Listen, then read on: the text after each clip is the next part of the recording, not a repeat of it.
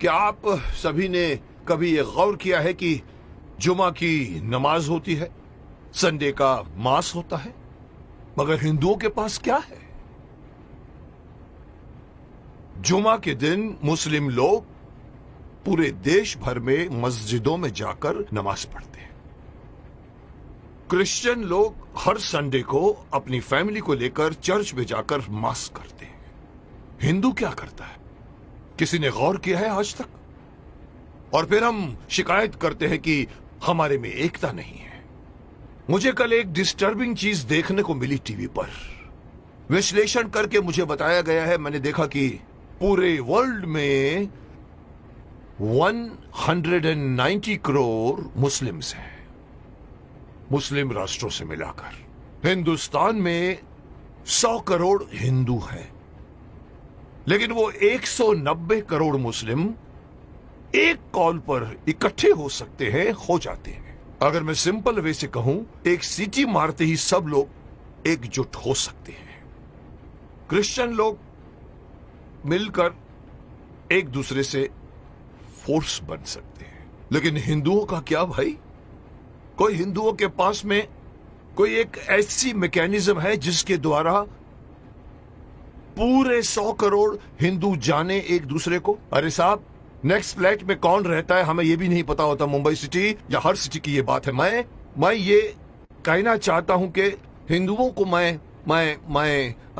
Again मैं वही कहूंगा कि मैं कहना चाहता हूं कि मुझे पता नहीं कि मेरी बात में कितना वजन है, लेकिन मैं पूरे देश के धर्माचार्यों को, मैं देश के पूरे संत समाज के जो बड़े बड़े आसीन पदासीन है, मैं उनको कहना चाहूंगा, आह्वान कीजिए, आप एक दिन मुकर्रर कीजिए, एक दिन फिक्स कीजिए, हफ्ते में एक दिन आप अपना लीजिए। और अगर मुझसे पूछो तो वो मंगलवार आ सकता है, क्योंकि मंगलवार हनुमान का दिन है, हनुमान जी का दिन है। एक दिन मुकर्रर कीजिए, एक दिन फिक्स कीजिए, जिसमें पूरे देश भर के लोग अपने अपने इलाके के मंदिरों में जाकर 1 घंटे के लिए बैठ जाएं। क्या करेंगे आप लोग बैठकर? मुस्लिम लोग नमाज पढ़ते हैं, क्रिश्चियन लोग उनका एक अपना सिस्टम होता है, उनके फादर बोलते हैं। आप लोगों को, हिंदुओं को, कोई सिस्टम बनाने की कोई जरूरत नहीं, कोई आरती नहीं, कोई पूजा नहीं। आप ओमकार नाथ का जाप कीजिए।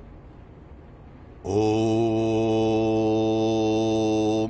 1 घंटे तक पूरा, जितने भी लोग, चाहे 50 हो, चाहे 100 हो, चाहे 200 हो, एक साथ मिलकर 1 घंटे तक आप ओंकार नाथ का जाप कीजिए। दूसरा ऑप्शन मैं दे रहा हूं, ओम नमः शिवाय, ओम नमः, इसका पाठ करिए आप 1 घंटे तक, या फिर गायत्री मंत्र का जाप कीजिए। अब आप देखिए मैं क्यों इस बात को उठाना चाहता हूं, क्योंकि हमारे हिंदुओं में ये एक बहुत बड़ी मान्यता है कि अपने आप को बहुत सहिष्णु मानते हैं और कहते हैं हिंदू हमारा धर्म, हमारा हिंदू समाज अपने धर्म के प्रति जागरूक नहीं है, अपने धर्म के प्रति पूरी तरह से कमिटेड नहीं है। धर्म कहते हैं हमारा हिंदू धर्म धर्म नहीं है, हमारा धर्म जो है वे ऑफ लाइफ है। मैं हमेशा से मना करता हूं, धर्म था, है और रहेगा। और जब तक आप इसको अपना धर्म नहीं मानोगे, तब तक आपके अंदर कभी भी एकता नहीं आएगी, कभी भी आपके अंदर मोटिवेशन नहीं आएगा, कभी भी आपके अंदर फोर्स नहीं आएगा। इसलिए मैं चाहता हूं कि सारे हमारे पूरे देश में, आप इमेजिन कीजिए कि एक साथ पूरे देश में आप एक टाइम फिक्स कीजिए। मेरे हिसाब से रात को 7 से 8 बजे का टाइम फिक्स कीजिए।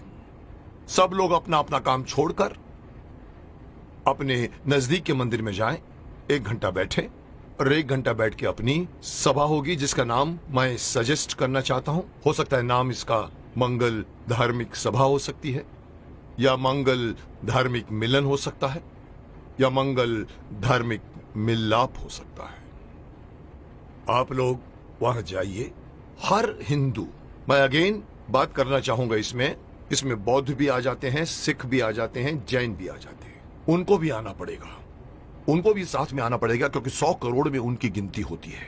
उन सब लोगों को अगर ये आदत पड़ जाए, हर मंगलवार रात को 7 से लेके 8 बजे मुझे अपने परिवार वालों को लेकर, साथ में बच्चों को लेकर जाइए और मंदिर में जाके बैठ जाइए। एक मेडिटेशन की तरह से आप लोग बैठकर वहां पर एक सभा कीजिए। उसका नाम मैं देना चाहता हूं मंगल धार्मिक सभा। या मंगल, मांगलिक, मिलाप या कुछ भी नाम रखा जा सकता है। जैसे मुस्लिम कैसे नमाज कहते हैं, क्रिश्चियन उसे मास कहते हैं, आप उसे मंगल मिलाप कह सकते हैं। वहां आइए, आप देखेंगे आपका पूरा देश, आपके पूरे देश के 100 करोड़ हिंदू कितनी जल्दी एक दूसरे के साथ एकजुट हो जाएंगे, जिसका इस वक्त, इस कॉन्टेम्पररी आजकल आप देख रहे हैं जिस तरह के माहौल बन रहे हैं, उसमें हमारे हिंदुओं पर लोग एक तरह से हंसते भी हैं। उनको पता है कि ये लोग कोई मिलने वाले नहीं हैं। लेकिन अगर ये होना शुरू हो जाएगा तो आप सही अपने इर्द गिर्द के लोगों को सिर्फ जानोगे नहीं, पहचानना शुरू कर दोगे। जैसे कि मैंने कहा कि सिटीज में पता भी नहीं होता कि नेक्स्ट फ्लैट में कौन रहता है। इस बहाने आप आइए, बाहर निकल कर आइए, अपनी ड्यूटी मान कर आइए। मैं हर हिंदू को कहना चाहूंगा, और इसके लिए मेरी बात नहीं, मैं बड़े बड़े जो हमारे धार्मिक हमारे जो संत हैं, गुरु हैं, उनको मैं आह्वान करना चाहूंगा कि आइए आगे और अनाउंस कीजिए कि हर मंगलवार को 7 बजे से 8 बजे हर हिंदू को किसी नजदीकी मंदिर में जाकर 1 घंटा बैठकर आपको मेडिटेशन करना पड़ेगा। जो बैठेगा उसको भी फायदा होगा, क्योंकि मेडिटेशन में बहुत ताकत है। और दूसरा फायदा यही है कि आप लोग मिलोगे, एकता करोगे। और इस वक्त हिंदू समाज का एकता में आना बहुत ही अत्यंत आवश्यक है। मैं नहीं बताना चाहता, लोग सब समझते हैं कि मैं क्या बोलना चाहता हूं, लेकिन हिंदू समाज बटा हुआ है। जुट और नंबर्स में ताकत होती है। ये हिंदू से निकलकर सिख, ये बौद्ध, ये जैन, इस बहाने साथ में आइए, क्योंकि आप पहले हिंदू हैं, उसके बाद में आप सिख हैं, उसके बाद में आप बौद्ध हैं, उसके बाद में आप जैन हैं। मेरी एक छोटी सी गुजारिश है कि मैं अपनी तरफ से सलाह देना चाहता हूं कि देश भर में कुछ ऐसा कानून बनाया जाए। ये कानून के दायरे में हो या पता नहीं धार्मिक दायरे में हो, लेकिन ये किया जाए, और तब जाकर दोबारा कोई ये नहीं कह सकेगा कि 100 करोड़ हिंदू बटे हुए हैं। क्योंकि हर मंगलवार को एक मांगलीय रूप से मिलते हैं और एक दूसरे के साथ आप बातें कीजिए, मिलते रहिए, लोग एक दूसरे को पहचानना शुरू कर दोगे, जो कभी नहीं करते आप। अंत में मैं हर हिंदू को इस बात से आगाह करना चाहूंगा कि अगर आप अपना फायदा चाहते हैं, अपने देश की भलाई चाहते हैं, अपने समाज की, अपने परिवार की भलाई चाहते हैं, तो एक होइए।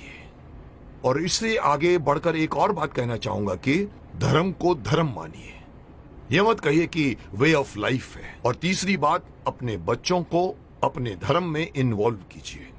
मैं अक्सर देखता हूं कि माँ बाप मंदिर में जा रहे होते हैं और छोटे बच्चे मम्मी से कहते हैं कि मम्मी मम्मी मम्मी मेरी सहेली मुझे खेलने के लिए बुला रही है, और माँ कहती है जा मत कीजिए। आप उस बच्चे का हाथ पकड़िए और बोलो चलो इस वक्त मंदिर जाना है। ये हर मुस्लिम करता है, ये हर क्रिश्चियन करता है, हिंदू क्यों नहीं करता? इसी का खामियाजा भुगत रहे हैं आप। बच्चों को बचपन से गीता पढ़ाइए, बच्चों को मंदिर लेकर जाइए। 1 घंटा या जब भी आप मंदिर में जाते हैं, विजिट करते हैं, बच्चों को साथ में लेकर जाइए, ताकि धीरे धीरे वो अपने देवी देवताओं को पहचानना शुरू करेंगे और एक हो जाएंगे। अब कोई मुझसे पूछेगा सर आपकी ये बात क्यों माने हम लोग, आप होते कौन हैं हमें ये बात कहने वाले? तो मैं सिर्फ शक्तिमान का एक डायलॉग आपको बताना चाहूंगा, जिसमें पूछा था कि आप कौन हैं, तो वो कहता है कि ना तो मैं कोई अवतार हूं, ना ही कोई फरिश्ता, बुराई का दुश्मन हूं, सच से है मेरा रिश्ता। दुश्मन मेरे बुरे लोग नहीं, बुराई है। अगर बात मेरी मानोगे तो इसमें तुम्हारी भलाई है। तो आपकी भलाई के लिए कह रहा हूं, मान जाइए।